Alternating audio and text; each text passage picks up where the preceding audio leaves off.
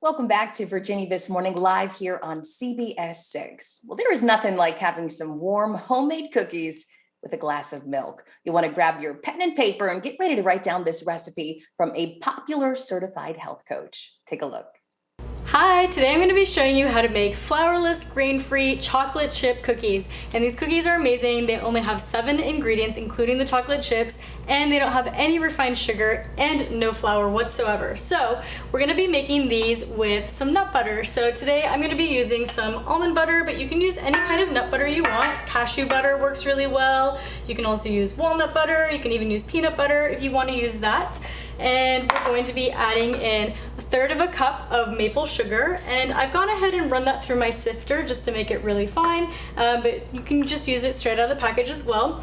We've got 1 egg that we're going to be using, and I have 1 tablespoon of vanilla extract, and I have 1 teaspoon of baking soda, and we have a little bit of sea salt. This is about 1/4 teaspoon of sea salt. And that is all that goes into our cookies. So we're gonna go ahead and use our stand mixer and get that blended together. I always like to take a little pause in the middle of the mixing just to scrape down the sides, make sure everything is getting combined. And sometimes the oil separates from the nut butter a little bit, but that's okay. You just need to mix it a little bit more and it'll get that perfectly combined for you.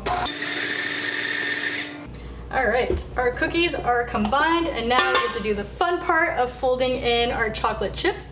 So just make sure you get all your cookie mix off of your little mixer here, and we're gonna go ahead and take our chocolate chips. So this is 1 cup of chocolate chips, and instead of using the mixer for this, you're just gonna go ahead and fold them in, and that is it. Once these get combined, we can start prepping these and turning these into our cookies.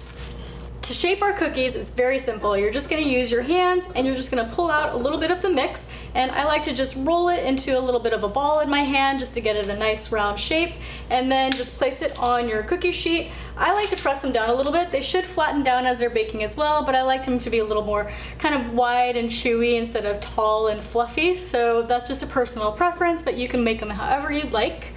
And so we're just gonna go ahead and work with all our cookies here and place them on our cookie sheet. And once your cookies are laid out on the cookie sheet, I like to use a little bit of sea salt to give them a little bit extra crunch on the top and a little extra sea salt flavor. So we're just gonna take some of this chunky sea salt, just sprinkle a little bit on the top of each cookie, and they will be ready to go into the oven. Our cookies will go in the oven at 350 degrees for 10 to 13 minutes, and then you can pull them out and set them on a cooling rack. And our cookies are out of the oven and ready to enjoy. I've had them sitting on the cooling rack for about 10 minutes now to cool off, and they're ready to dive in. I highly recommend enjoying them with a glass of nut milk, a chai latte, a nice warm tea, anything that you enjoy with your cookies. So let's dive in, let's see how these turned out. So good. They're almost a guilt-free trip with all the nut butter. Such a small amount of sugar, but the perfect amount of sweet. And using that nut butter keeps them so moist and chewy inside, so these are absolutely delicious. I think you're gonna love them. You can get the recipe on my website, thetrailtohealth.com, and you can find more delicious recipes in my cookbook, Wandering Palette, as well. I hope you enjoy the recipe.